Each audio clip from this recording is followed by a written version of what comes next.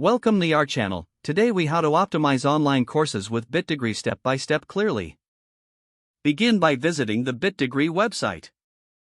Create an account if you do not already have one. Log into your account to access the course creation tools. Select the option to create a new course. Choose a relevant title that clearly reflects the course content. Write a concise description outlining what students will learn. Decide on the target audience for your course. Outline the course structure, breaking it down into modules or sections. Add engaging multimedia elements such as images, videos, and infographics. Incorporate quizzes and assessments to reinforce learning.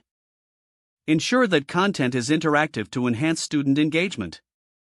Utilize the available templates to create a professional layout. Set learning objectives for each module to guide student progress. Provide additional resources or reading materials for deeper understanding. Configure pricing options if you plan to monetize the course. Choose the appropriate marketing strategies to promote your course. Optimize SEO settings to improve visibility on search engines. Publish your course once you are satisfied with the content. Monitor feedback from students to identify areas for improvement. Make necessary revisions based on student input and performance analytics.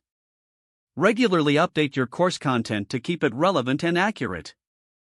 Engage with your student community through forums or discussions.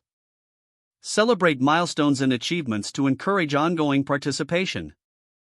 If the page does not load, refresh the browser or try again in a private or incognito window. Make sure you are using the correct email address, then retype it carefully to avoid small typos. If your password is not accepted, use the reset option and create a new strong password you can remember. Check your spam folder for verification or security emails, then complete any requested confirmation steps.